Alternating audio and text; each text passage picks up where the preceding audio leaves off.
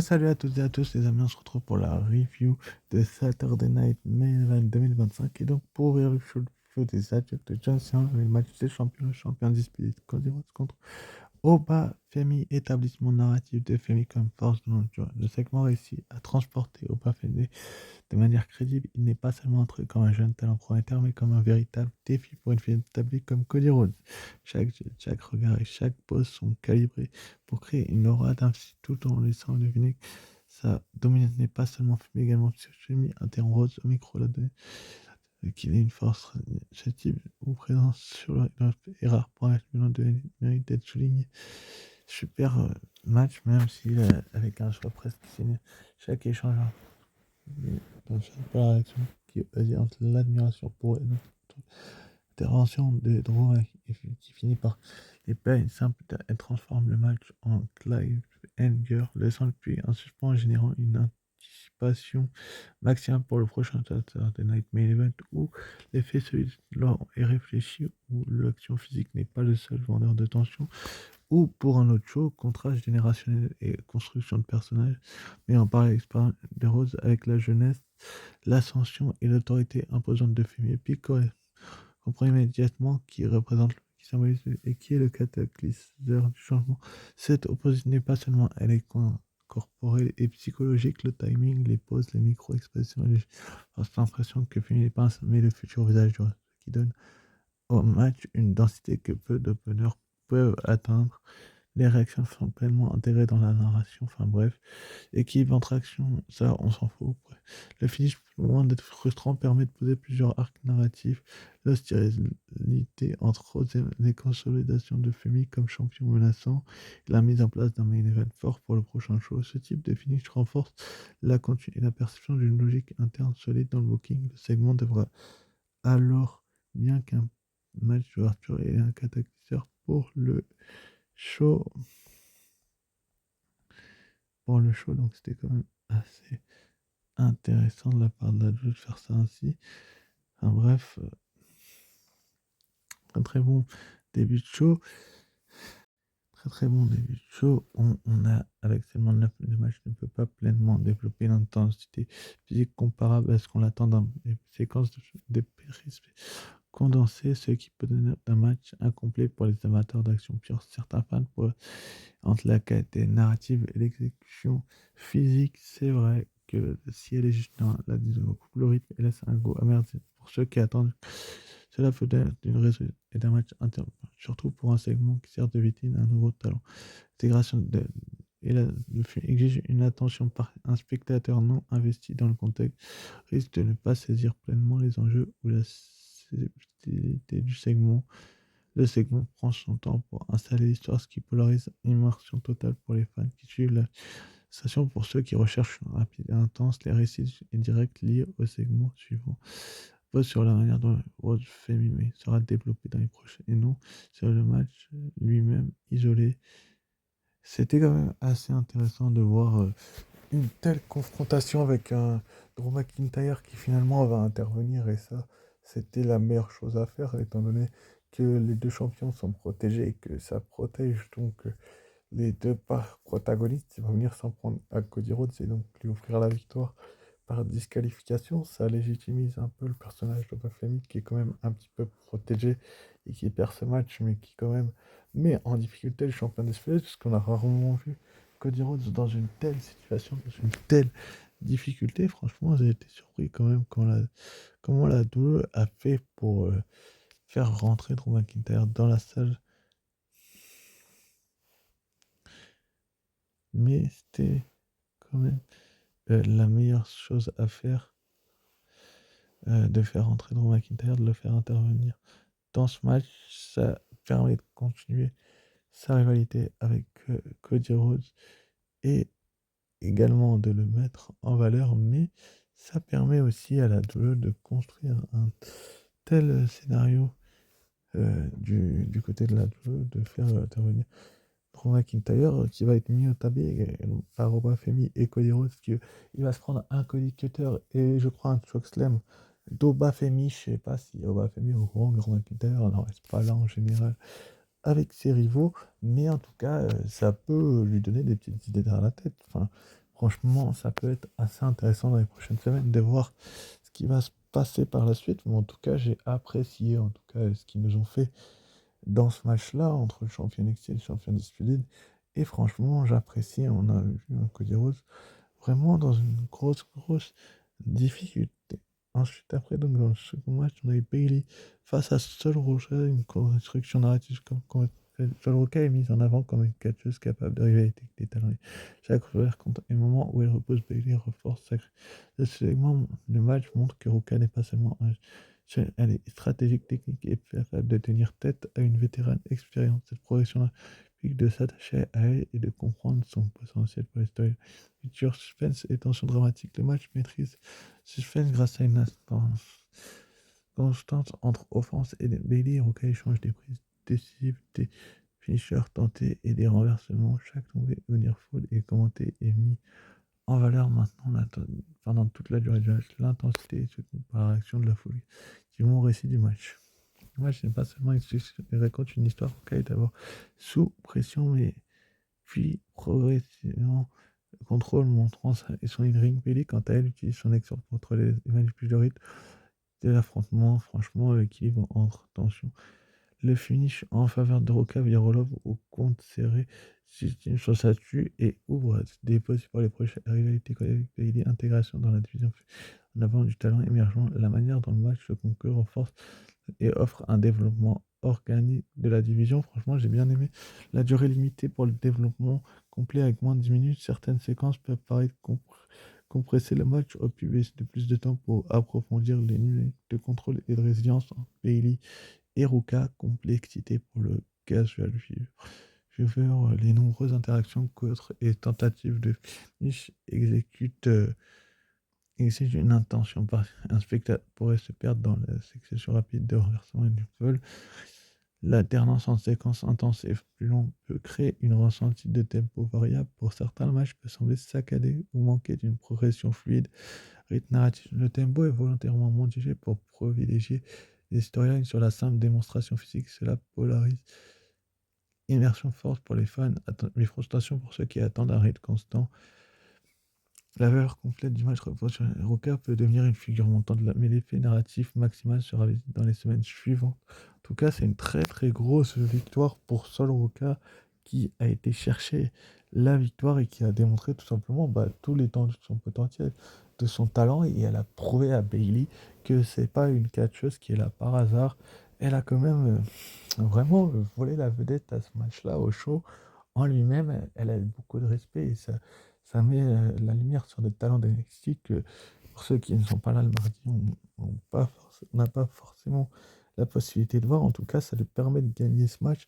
Elle était accompagnée de Zaria alors que Bailey était accompagnée de Lyra Valkyria. Il n'y a pas eu d'intervention, ça a été un match clean et une très belle victoire pour Sol Ruka qui donc va serrer la main de Bailey après le match.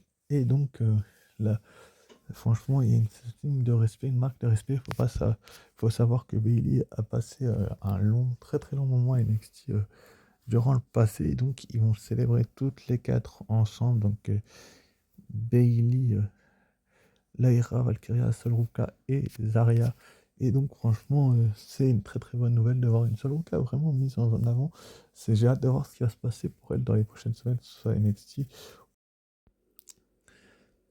Ça peut le lancer vers les sommets. Passons à la suite. Donc, Leon Slater et Jevon Evans contre Dragon Lee et AJ Styles. Tout simplement un match où Evans et Slater sont mis en avant face à deux vétérans, ce qui leur donne une précieuse. Chaque échange met en valeur la légitimité et capacité de Lee et Styles, renforçant leur légitimité sur le roster principal. Le match alterne en séquences et contre techniques. Les nearfalls successifs maintiennent l'esprit en tension, créant un constant malgré la courte durée. Les moments comme les tentatives de Slash, Town et Squelton sont mis en valeur par accentuer l'intensité. Chaque équipe a son rôle défini. Les styles sont expérimentés. Evans et Slater sont jeunes et un narratif simple, mais permet au public de suivre le match sans que ce même en moins de 7 minutes. Les moments sur le point, l'établi est rapide au centre du ring, ajoutent une dimension au match, sont cohérentes. Les échanges se terminent par des séquences où chaque équipe se montre capable de contrer les actions de l'autre pour l'impression et de respect mutuel, ce qui augmente l'investissement émotionnel du public. Finale cohérente et mise à le finish met Lee et Styles en position du tour en laissant Evans et Slater crédit préparant de futurs en vétérans et jeunes talents. Durée courte limitant certaines interactions et aurait gagné à être plus long pour pleinement développer l'attention.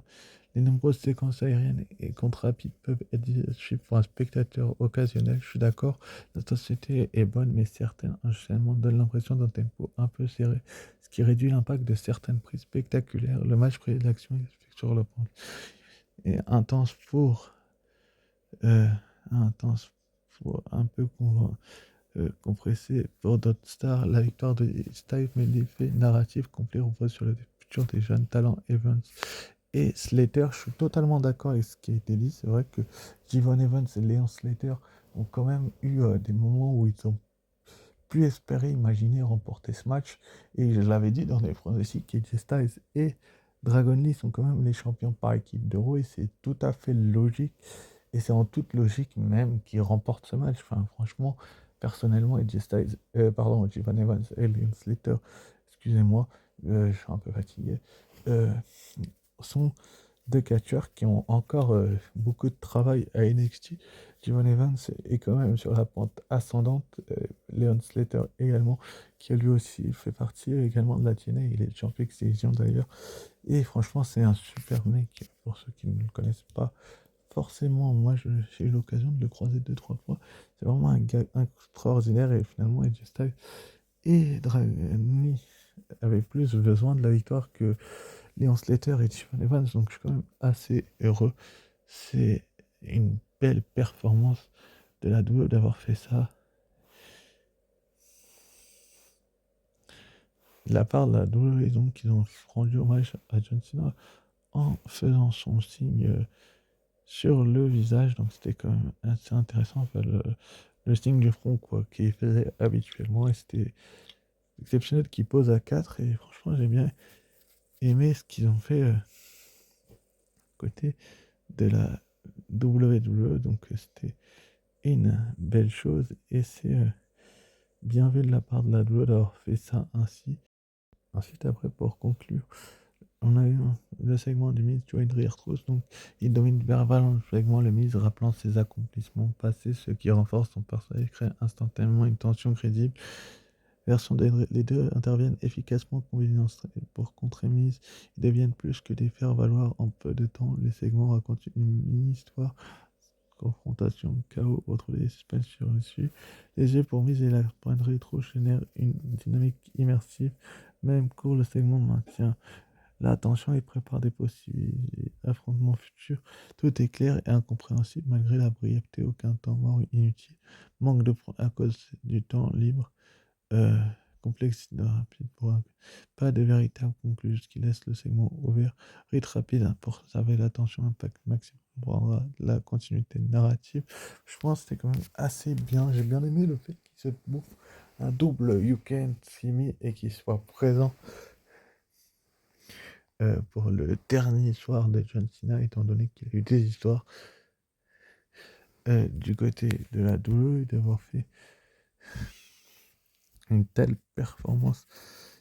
Du coup, j'ai adoré. C'était vraiment un point positif que la WWE ait fait cela. Donc, c'était vraiment cool de voir un tel segment. Et franchement, j'ai bien aimé comment la WWE nous a construit ça, la polémique qu'il y a eu, la politique. Et franchement, c'était très très bien même. J'ai adoré. Et franchement, bravo la WWE. Franchement, je vais aller droit au but. On va passer dans quelques secondes au main event qui était le dernier match de John Cena. Je vais vous donner mon avis. Bien évidemment, vous le connaissez, j'en ai l'habitude, mais quand même, R-Truth et une histoire avec le Miz, avec Cena, avec le Miz et John. lui était là plus pour la future génération, je pense, mais il doit avoir énormément de respect également pour John Cena. Enfin bref, c'est un point positif. Désormais, passons au main event. John Cena contre Gunther. Séparation dans le storytelling. Le match ne se met pas il raconte l'histoire de John Cena. Chaque échange, chaque revers, chaque nearfall fait référence à sa résilience. Le public ressent le poids symbolique du match.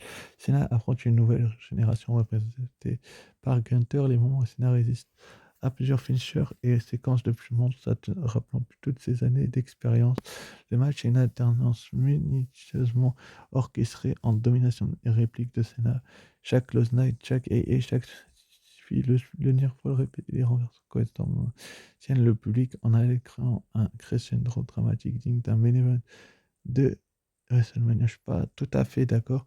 Gunther est présenté comme un adversaire stable et dans ses close un duplex et sa maîtrise technique domine une légitimité immédiate face à la légende.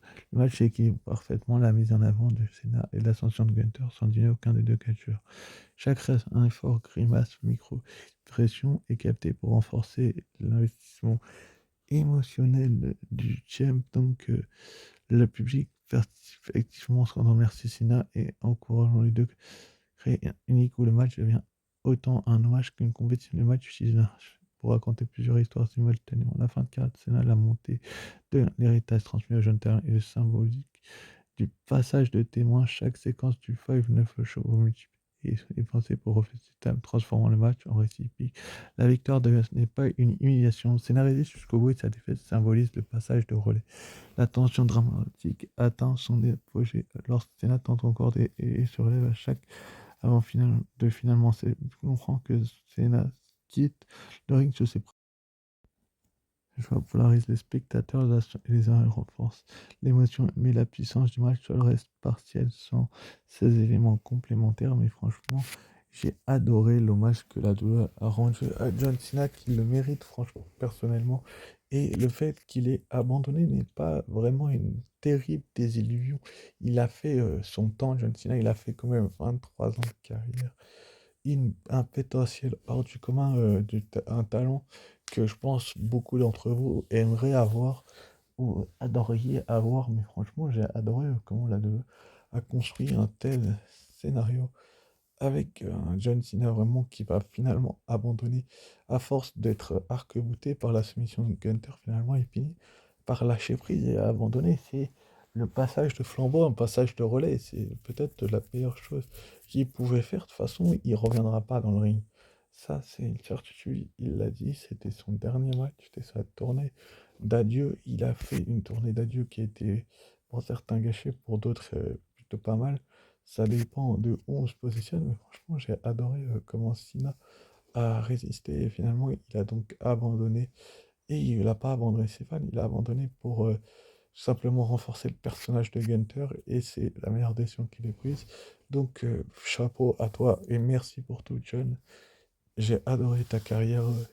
J'ai fait des reviews de certains de tes matchs et d'autres pas. Franchement, j'ai adoré et franchement, bah, merci à toi, merci pour tout et le meilleur pour la suite. Franchement, tu vas avoir une nouvelle vie, franchement. Et le signe donc pour dire au revoir aux fans où il a laissé ses chaussures et ses brassards. Sur le ring, il a eu un hommage, une vidéo où il a posé avec les titres. Je ne l'ai pas mis dans cette review, mais c'était quand même un moment assez émouvant, que ce soit pour Cody Rhodes ou pour CM Punk. Cody Rhodes est même resté après le show. Et c'est un bon Saturday Night Main Event. Enfin, en tout cas, c'est une bonne fin pour moi, pour John Cena, un bon dernier match.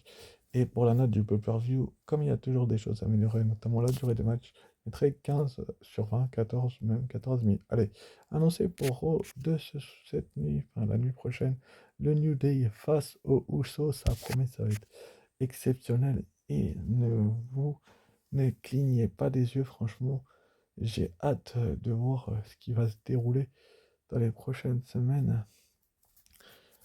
Et voilà quoi, on va voir ce qui se passera. On aura également Maxine Dubry qui va remettre son titre de championne intercontinentale féminine remporté face à Becky Lynch contre Ivy Nile. Ça va être sa première défense de titre. On va voir comment Maxine Dubry va gérer cette défense et va être mise en avant, en valeur. Donc on va bien voir ce qu'ils vont nous faire là-dessus. Donc C'est un point positif. On aura également Stéphanie Vaquer qui va défendre son titre de championne féminine d'Euro face à Raquel Rodriguez. Prend une superbe opposition, un super affrontement entre les deux jeunes femmes qui promet d'être exceptionnel, d'être d'une grosse qualité. Donc on va bien voir ce qui va se passer. Je sais pas si je ferai une review ou pas, on verra bien.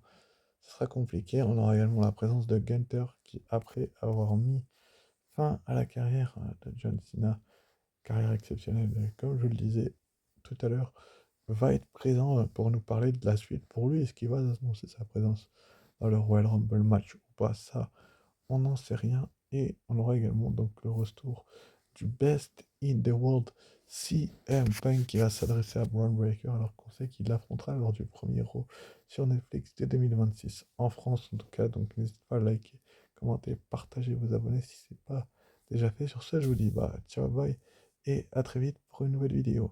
Ciao, bye.